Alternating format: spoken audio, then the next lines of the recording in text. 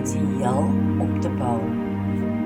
Met die feit dat ek nie meer 'n salaris het nie, ek het nie meer 'n inkomste nie, so ek het nie meer 9 to 5. En met hierdie side hustle, het ek eintlik nou baie tyd. Ek het net 'n halfuur nodig in die dag om te doen wat ek moet doen met hierdie side hustle. Die $10 klap gee nou eintlik vir my meer tyd om saam met my familie te wees. Finansiëel maak dit my ook sterk. En mense, 9 to 5, jy weet, jy het 'n baas wat laat Monique.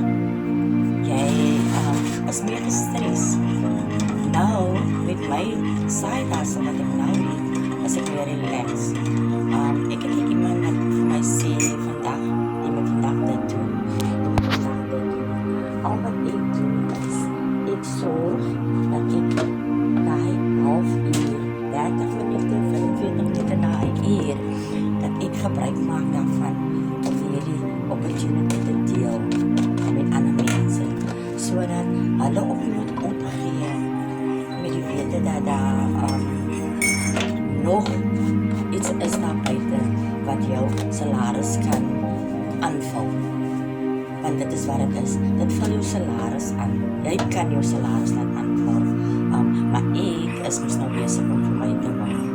Ek is besig om vir my te bou sodat ek 'n retirement het aan die einde van die dag. As my man begin ophou werk, dat gaan net wees daai eenmalige paycheck, maandeliks. Daai paycheck moet alles cover. Insurance, huis, huis, skool. My jongste dogter het college gegaan. Sy het net haar eerste jaar gehad en sy kon nie 'n beurs kry nie. Sy moes uitgaan. Sy moes nou gaan werk. So nou, sy met die campus terug betaal.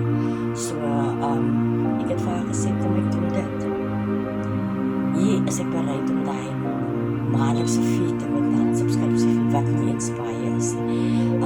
Ek sal eerder my maandelikse kos of whatever luxury ek ekstra altyd aangekoop het, 'n bietjie sny op dit, sodat ek hierdie side hustle kan betaal. En hierdie side hustle gaan vir my betaal. Dit bou vir my 3 tot 5 jaar bou dit vir my en ek kan albei my kinders stuur met die wete, as jy wil gaan studeer, daar is geld. Ek hoef nie meer te wag en sukkel, ek gaan vir my kind se college funds betaal, waar moet ek nou weer gaan? Ek gaan nie meer dit hê, die mense. Jo, en dit is alweer donderdag. Dis Vrydag, niks meer 9 to 5, sit en wag vir einde van die maand, se salaris wat moet inkom, en dan moet jy nog budget op daai salaris. Jy moet hier sny, jy moet daar sny, om te kyk, waar gaan alles in. Ja, is die oor nie. Maar vandag is dit pay. Elke donderdag pay die mense. Elke donderdag pay ek. Elke einde van die maand pay ek. So jy pay letterlik 5 keer. As jy reg is, comment en ek deel dit met jou.